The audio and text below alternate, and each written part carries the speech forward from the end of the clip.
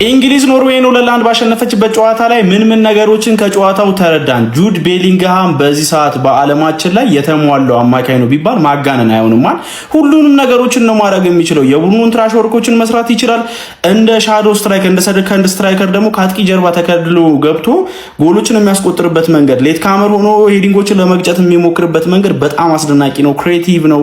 በጣም በቃ ልዩ የሆነ አማካይ ነው። ድሪብለር ነው በዛ ላይ ማለት ነውና እንደዚህ አይነት አማካኝ በሰዓት አለ ብሎ ለመናገር በጣም የሚያስቸግር ይመስለኛል። እና ደግሞ አንዳንድ ጓደኝነት ማለት ነው መቼም እንደማይሞት ከዚህ ጨዋታ ተደርተናል ብዬ አስባለሁ። ያው እግር ኳስ አንዳንድ ሜዳ ላይ ያለ ነገር ብቻ አይደለም፣ ተጫዋቾች መሀልም ያለውን የጓደኝነት ስሜትን በደንብ መነሳት አለበት ብዬ አስባለሁ። ሁለቱ ተጫዋቾች እንግዲህ ተቃራኒ ሆኖ ቢገናኙም ነገር ግን የዶርትሙንድ ጊዜያቸውን በማስታወስ የሚገርም የጓደኝነት እንግዲህ ክብር ነበር ሲሰጣጡ የነበረው ማለት ነው። ኤርሊንግ ብሮት ሃላንድ እና ጁድ ቤሊንግሃም ኖርዌይ ፈርስት ሃፍ ማለት ነው በጣም ምርጥ ነበረች እና ምን ሆኖ እንደሆነ አላውቅም ሶሎርዝ እየመሩ ስለነበረው ኮምፎርት ተሰምቶት ሊሆን ይችላል አላውቅም። ብቻ ግን ይህን የመሰለ ካውንተር አታክ ማርቲን ኦዴጋርድ የሚገርም ኳስ ነበር የጣለለትና አግኝቶ ሃላንድን ለምን ኳሱን እንደከለከለው ግራን ያጋባኝ። ውሳኔውም እንግዲህ መክኖ ሁለተኛ ተጨማሪ ጎል ማግኘት የምችልበትን እድል ኖርዌይ አምክና ተጨማሪ ጎል እንግሊዝ አስቆጥራ አቻ ሆኖ ነበር ፈርስት ሃፍ ለመለየት የተገደዱት። ይሄ ጎል ተቆጥሮ ቢሆን ኖሮ ጨዋታው ለእንግሊዝ የመመለስ እድሏ በዚህ ፐርፎርማንሷ በጣም ከባድ ይሆንባት ነበረ። ይሄው ያስቆጫ አጋጣሚ ነበር ለኖርዌይ። ጁድ ቤሊንግሃም ፈርስት ጎል ራሱ አነጋጋሪ ነበር። አሁንም እያነጋገረን የሚገኘው በሶሻል ሚዲያዎች ላይ ካሜራውን ነክቶ ነበረ ኳሱ የወረደው። ኤኒዌይ እናንተ ስለዚህ ጎል ሀሳባችሁን አካፍሉ። ብቻ ግን ኖርዌይ በጣም አሳዛኝ ተሸናባች ናት። የጀግና ስንብት ነው የተሰናበተችው ማለት ይቻላል። በጣም አስደናቂ ጉዞ ነበራት። ሰርፕራይዝም አድርጋ ነበር ብራዚልን ጥላ። ዛሬም እንግሊዝን በጣም ከሚገባው በላይ ፈትናት ነበረ ማለት ይቻላል። በጨዋታው ላይም እንግዲህ ጎል ተቆጥሮባት በኤክስትራ ታይም ተሰናብታለች። ኤኒዌይ ግን አሰልጣኝ ሶልባከን በጣም የሚገርም ጉዞ ነበር በዚህ ዓለም ዋንጫ ያደረጉት። ኢንግላንድ ያው የጠበቁትን ያህል በዚህ ጨዋታ ባላገኛትም በሚቀጥሉት ጨዋታዎች ይህንን ፐርፎርማንስ ከደገመች ግን ስለ ዓለም ዋንጫው ማሰብ አለባት ብዬ አላስብም። ምክንያቱም የአርጀንቲና ስዊዘርላንድ አሸናፊ ነው የሚገጥመው። ፕሮባብሊ አርጀንቲና ፍጻሜ ላይ ደግሞ እንደነ ፍራንስ እና ስፔን አሸናፊ ነው የሚገጥመውና በዚህ ፐርፎርማንስ ትርሳው ዋንጫውን። ኤኒዌይ ስለ ጨዋታ ያላችሁን ሀሳብና አርጀንቲናውያን እንግዲህ ተጋጣሚያችን ኢንግላንድ ሆናለች ማለት ነው። አሪፍ ነው። በቃ ኢንግላንድ ጠላታችን ናት ታውቃላችሁ። የ1986ቱ የዲየጎ ማራዶና ደ ሃንድ ኦፍ ጋድ ይደገማል። ኢንግላንድ ጠላታችን ናት።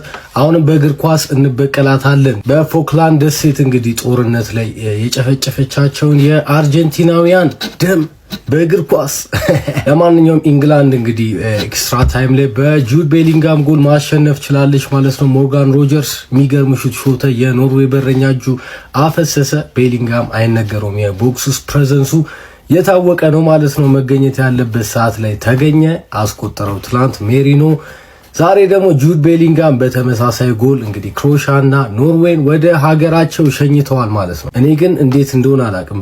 እቺን ኳስ ማለት ነው ሃላንድ ቢያገኛት ኖሮ ሜቢ ይሄ ጨዋታ ላይክ በጣም ለኢንግላንድ ከባድ ነበር። 2-0 እየመሩ ቢሆን ኖሮ በቃ ፒውር የሆነ የሚገራርም ትራንዚሽኖችን ያገኙ ነበረ እና ከባድ ይሆን ነበር። የአትሌቲኮ ማድሪዱ አሌክሳንደር ሶርሎዝ እንግዲህ በጣም የሚገርም ስራ ነው የሰራው ማለት ነው። እንዴት ነው እንደዚህ ኳስ ለሃላንድ እንደው ሌላ ተጫዋች አታምኑም፣ ለሃላንድ አትሰጠውም። ረብስባ ለማንኛውም ይሁን ለፍልፌ አርጀንቲና እንዳትወድቅ እንጂ ኤኒዌይስ ከባድ ጨዋታ ነው። ግን አርጀንቲና ለኢንግላንድ አተኛ መመኑኝ በጣም እነሱም በጣም ነው የሚጠሏቸው። ዲያጎ ማራዶና የሚጠላቸዋል፣ ሜሲ የሚጠላቸዋል ማለት ነው እና በቀላሉ እጅ አትሰጥም አርጀንቲና ለኢንግላንድ ማለት ነው። ይመቻል። የእንግሊዝ የቁርጥ ቀን ልጅ ቤሊንግሃም ሀገሩን ለሴሚፋይናል አሳለፈ። የሚገርም ተጫዋች። እንግሊዞች ለመጀመሪያ ጊዜ ከ1966 በኋላ በታሪካቸው ደግሞ ለአራተኛ ጊዜ ሴሚፋይናል ደርሰዋል።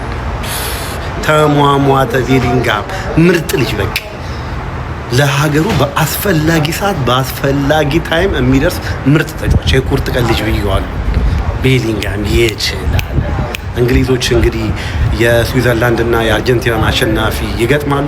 እርግጠኛ ነኝ እርግጥ ኳስ ላይ እርግጠኛ ነኝ አይባልም፣ ግን 80% እርግጠኛ ነኝ ከአርጀንቲና ጋር የሚደርሰው። ታሪካዊውን እንግዲህ የ19 ምናምን የማራዶና በእጅ ያገባውን ጨዋታ ይደግሙታል ብዬ አስባለሁ። የሚገርም ጨዋታ ነው የሚሆነው። እንግሊዝ ይሄ ቲም ሳይገመት አንደርዶግ መስሎ ሊበላ ይችላል ይሄንን ዋንጫ። ነገር ግን እኛ የፈረንሳይ ነን አባት ሌትስ ጎ ብሉስ። ይሄንን ዋንጫ ፈረንሳይ ነው የሚበላው ለኔ።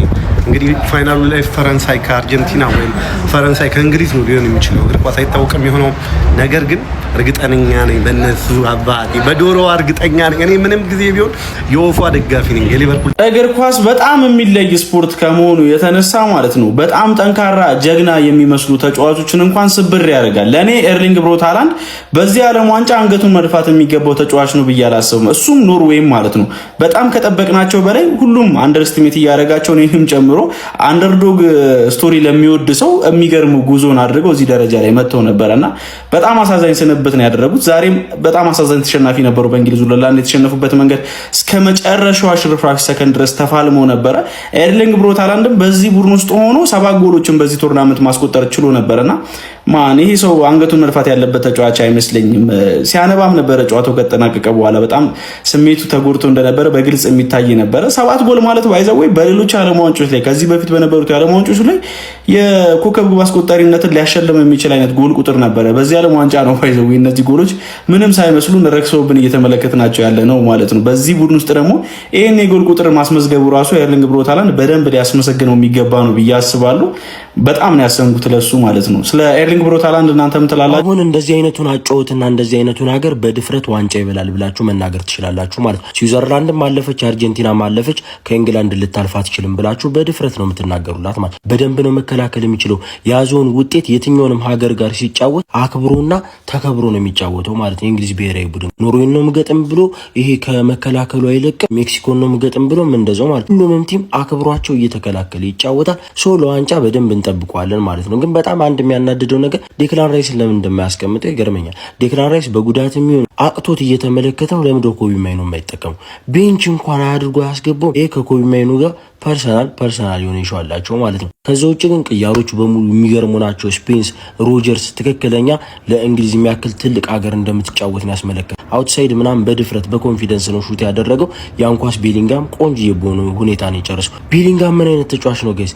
በዚህ ቶርናመንት የሚገርም ጊዜ እያሳለፈ ነው። ፍራንስ ተጫዋቾች ጋር እኩል እየተገዳደረ ነው የሚገኘው። ምናልባት ፋይናል ደርሰው ዋንጫው የሚያሳኩት ከሆነ ሁላ ድሮ ምርጡ ተጫዋቹ ነው መሸለሙ አይቀርም ማለት። ዛሬ ሃሪኬን ጥሩ አልነበረም በጨዋታው ላይ የነበረው እንቅስቃሴ። ከዛ ውጭ አበደ ጌም ነው የተመለከትነው። ቡካዮ ሳካ ተቀይራ ገብታ የሚገርም አይነት እንቅስቃሴ ነው ያስመለከተችን። ከፍጥነት ውጭ ኤሌት አንደርሰን ያበደ እንቅስቃሴ በመከላከልም እንዲሁም ደግሞ ወደፊት የሚገርም እንቅስቃሴ ነው ሲያስመለክተን የቆየው። ኤርሊንግ ብራውት ሃላንድ ግን የሚገርም ጊዜ ነው ያሳለፉት ሳይጠበቁ እዚህ ውድድር ላይ እነ ብራዚልን ጥሎ እዚህ ደረጃ መድረሳቸው በራሱ ሌላ ትልቅ ስኬት ነው። እንግሊዝ ብሔራዊ ቡድን አልፋለች። እናንተ እውነተኛ ጓደኛ የፈለገ ብትራራቅ ማለት ነው በተገናኘ ሰዓት ግን ለአንተ ያለው ስሜት አይቀየርም የሚባለው ነገር እውነት እኮ ነው። ዛሬ በኤርሊንግ ብሮት ሃላንድ እና በጁድ ቤሊንግሃም መካከል የተመለከትነው ያንን ነበረ። በጣም የሚገርም ጓደኝነት እንዳላቸው በድጋሚ አሳይተውን ነበር። በክለብም ግንኙነታቸው በተቃራኒ ሲገናኙ እንደዚህ አይነት ነገር ነው የሚያሳዩን። ግን ዛሬ ደግሞ በሀገር በተቃራኒ ነበር የተገናኙት። በኖርዌይ በኩል ኤርሊንግ ብሮት ሃላንድ፣ በእንግሊዝ በኩል